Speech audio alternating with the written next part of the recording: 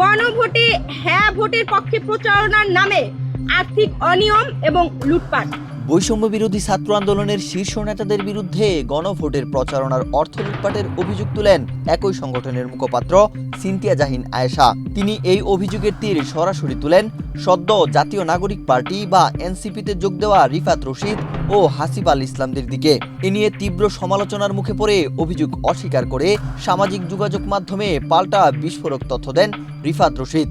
এদিকে আজ দলটির এই অভিযুক্ত শীর্ষ নেতারা সংবাদ সম্মেলনের মাধ্যমে খরচের একটি খসড়াও তুলে ধরেন। এগুলা তো এইখানের ভিতরে যে 36 দিনের কথা যারা বলে তারা এই জিনিসগুলো ভুলে গেছে, তাদেরকে এই জিনিসগুলো মনে নাই। ঘটনার সূত্রপাত হয় 23 এপ্রিল বৃহস্পতিবার ঢাকা বিশ্ববিদ্যালয়ের মধুর ক্যান্টিনে আয়োজিত এক সংবাদ সম্মেলনে বৈষম্য বিরোধী ছাত্র আন্দোলনের মুখপাত্র সিনথিয়া জাহিন আয়েশা এক চাঞ্চল্যকর অভিযোগ তুলেন। তিনি দাবি করেন প্ল্যাটফর্মের সাবেক সভাপতি রিফাত রশিদ, সাংগঠনিক সম্পাদক মইনুল ইসলাম এবং হাসিব আল ইসলাম গণভোটের প্রচারণার নামে আলাদা বেসরকারি সংস্থার মাধ্যমে প্রায় 1 কোটি টাকা সংগ্রহ করে তা আত্মসাৎ করেছেন।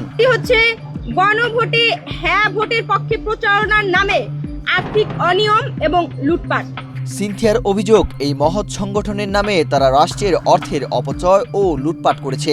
এই বিশাল অর্থের উৎস সম্পর্কে কেন্দ্রীয় ও জেলা কমিটিগুলোকে সম্পূর্ণ অন্ধকারে রাখা হয়েছিল। তিনি আরও জানান, এক কেন্দ্রীয় বৈঠকে শীর্ষ নেতারা মোবাইল ফোন কেড়ে নিয়ে মৌখিকভাবে অর্থ গ্রহণের কথা স্বীকার করলেও কত টাকা দেওয়া হয়েছে তার কোনো সুনির্দিষ্ট নথিপত্র দেখাননি। সংবাদ সম্মেলন করে অর্থ আত্মসাতের অভিযোগ তোলা হবে জানতে পেরে তাদের বিরুদ্ধে অর্থ দাবি করার অপপ্রচার চালানো হচ্ছে। এইখানের ভিতরে যে 36 দিনের কথা যারা বলে তারা এই জিনিস এই অভিযোগের তাৎক্ষণিক কোনো প্রতিক্রিয়া না দেখালেও শুক্রবার রাতে অভিযোগ অস্বীকার করে সামাজিক যোগাযোগ মাধ্যম ফেসবুকে একটি পোস্ট দেন রিফাত রশিদ। তিনি সরাসরি স্বীকার করেন যে গণভোটে হ্যাঁ ভোটের প্রচার এবং জনগণকে হ্যাঁ ভোটের প্রতি সমর্থন বাড়ানোর জন্য বাংলাদেশ ব্যাংক তাদের 1 কোটি টাকা দিয়েছিল।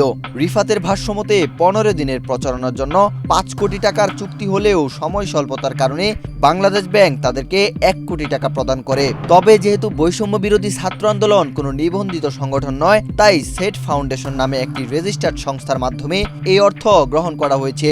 তিনি আরও দাবি করেন, শুরুতে এই প্রক্রিয়ায় সিনথিয়া নিজেও যুক্ত ছিলেন, কিন্তু পরে কোনো কারণ ছাড়াই সরে দাঁড়ান।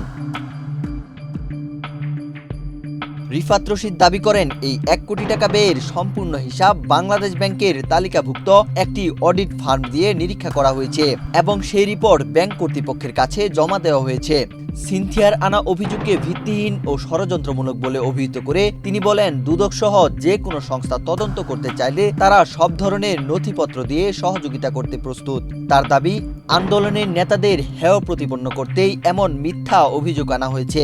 এ নিয়ে আজ বিকেলে একটি সংবাদ সম্মেলনের মাধ্যমে খরচের নানা দিক তুলে ধরেন অভিযুক্ত এই নেতারা। তবে নেতৃত্বের কুন্দল যে চরমে তা স্পষ্ট দুই পক্ষের বক্তব্যে।